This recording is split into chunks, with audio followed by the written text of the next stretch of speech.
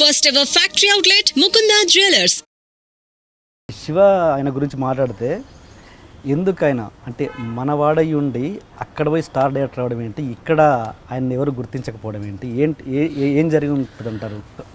ఇక్కడంటే ఆయనకి first hit తర్వాత సెకండ్ ఫిల్మ్ ఫ్లాప్ రావడం జరిగింది. ఫస్ట్ శౌర్యం హిట్ అయింది, తర్వాత శంఖం గోపిచంద్తో ఒక ఫ్లాప్ రావడం అనేది, తర్వాత మళ్ళీ ఇమీడియట్గా ఆయనకి చిరుత అని తమిళ్లో మంచి ఆఫర్ వచ్చింది.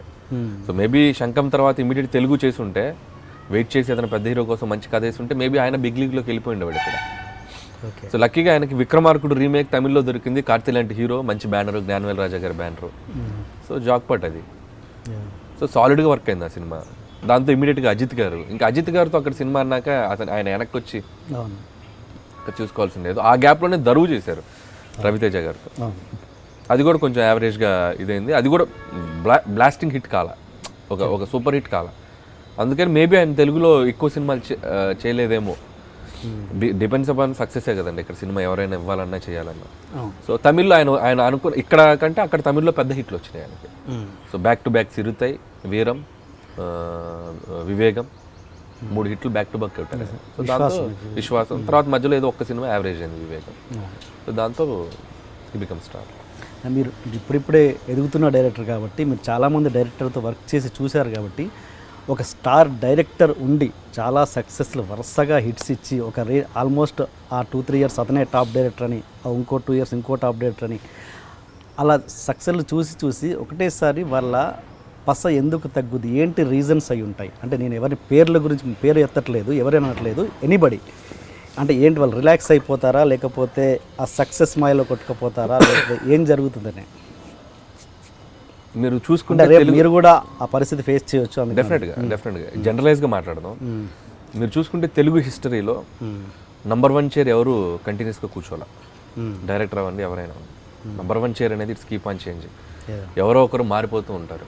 దాసరి నారాయణరావు గారు త్రూఅవుట్ హిస్ కెరియర్ ప్రతిసారి బ్లాక్ బస్టర్స్ ఇవ్వలేదు, ప్రతిసారి సూపర్ డూపర్ హిట్స్ ఇవ్వలేదు. ఇంక్లూడింగ్ కె రాఘవేంద్రరావు గారు. వాళ్ళకి హిట్స్ ఉన్నాయి, ఫ్లాప్స్ ఉన్నాయి. కాకపోతే ఆ జనరేషన్కి ఈ జనరేషన్కి తేడా ఏంటంటే, అక్కడ సంవత్సరానికి 5-6 సినిమాలు చేసే పరిస్థితి, ఒక 3 హిట్లు ఉండి 2 ఫ్లాప్లు ఉన్నా కూడా పెద్ద పట్టించుకునే పరిస్థితి ఉండేది సిచ్యువేషన్. ఇప్పుడు ఏమైపోయిందంటే ఒక ఫిల్మే మాట్లాడుతుంది. ఇయర్కి ఒక సినిమా రిలీజ్ చేస్తే అదే మన లైఫ్ అండ్ డెత్ సినిమా. అదే ముందు మనం బాహుబలి ఇచ్చినా నెక్స్ట్ సినిమా హిట్ కొట్టాలి. ఈ సినిమానే క్రైటీరియా అవుతుంది అందరికి చూసేదానికి. అంత బాహుబలి లాంటి హిట్ కొట్టినా కూడా నెక్స్ట్ సినిమా కూడా హిట్ తీయాల్సిన పరిస్థితి. కాంపిటీషన్ అలా ఉంది. సో ఆ దీంట్లో ఇంకొకటి ఏంటంటే, ఏ డైరెక్టర్ కూడా ఈ సినిమా ఫ్లాప్ అవుద్దని తెలీదు, ఫ్లాప్ అవుద్ది అని నమ్మి తీయడు. ఆ కంటెంట్ని బిలీవ్ చేస్తాడు. ఈ సినిమాలో ఈ కంటెంట్ వర్క్ అవుద్ది అనే నమ్మకంతో తీస్తాడు ఏ డైరెక్టర్ కూడా. ఆ కంటెంట్ ఆడియన్స్కి కనెక్ట్ అయితే హిట్, కనెక్ట్ కాకపోతే ఫ్లాప్. ఇదే మ్యాటర్. సో కనెక్ట్ అవ్వకపోవడం అనేది మన ఐడియా ఫెయిల్యూర్, అంతేగాని డైరెక్టర్గా ఫెయిల్ కాదు. మేబీ ఇదే డైరెక్టర్ ఇంకోసారి ఇంకో హిట్ కొట్టచ్చు, ఛాన్సెస్ ఉన్నాయి. అలా చాలాసార్లు ప్రూవ్ చేసుకున్న సందర్భాలు ఉన్నాయి. 4 ఫ్లాప్లు ఇచ్చి 5 ఫ్లాప్లు ఇచ్చి ఇక ఈ డైరెక్టర్ లేడు అనుకున్నా కూడా డైరెక్టర్ కంబ్యాక్ చేసిన సందర్భాలు కూడా ఉన్నాయి. విజయభాస్కర్ గారు పెద్ద ఉదాహరణ కదా. యా. సో ప్రార్థన అనే సినిమా తర్వాత మళ్ళీ స్వయంవరంతో స్టార్ డైరెక్టర్ అయిపోయారు. Back to back hits. So called ఎవరైనా ఇప్పుడు ఒక ఫ్లాప్ ఇచ్చాక, లేదా 2 ఫ్లాప్లు ఇచ్చాక, 3 ఫ్లాప్లు ఇచ్చాక, ఒక టైం తీసుకునో, ఒక గ్యాప్ తీసుకునో మళ్ళీ వాళ్ళు కంబ్యాక్ చేయగలడానికి మన ఇండస్ట్రీలో స్కోప్ ఉంది, ఛాన్స్ ఉంది. బట్ అది వాళ్ళు తీసుకునే కాల్ మీద డిపెండ్ అయి ఉంటుంది.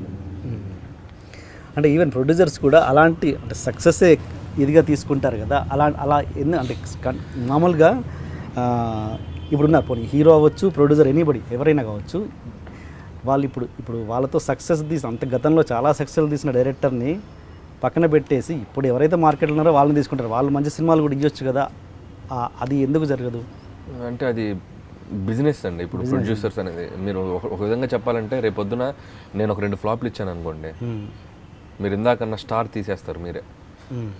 ఓపెన్గా మాట్లాడుకుందాం. ఆ స్టార్ వెళ్ళిపోద్ది నా పక్క నుంచి. మళ్ళీ ఒక హిట్ ఇచ్చాను అనుకోండి, మళ్ళీ స్టార్ యాడ్ అవుతుంది. ఈ క్లారిటీ మనకు ఉండాలి.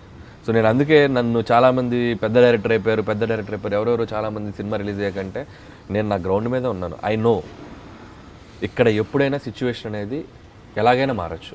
మనం చేయాల్సింది హార్డ్ వర్క్, మనల్ని మనం నమ్ముకొని పని చేసుకుంటూ వెళ్ళటమే. అదొకటే బిలీవ్ చేశాను నేను. నాకు పెద్ద సినిమా వచ్చినా ఇంతే ఎఫర్ట్ పెడతాను, నాకు చిన్న సినిమా వచ్చినా ఇంతే ఎఫర్ట్ పెడతాను. అంతే ఎఫర్ట్తో పనిచేస్తాను.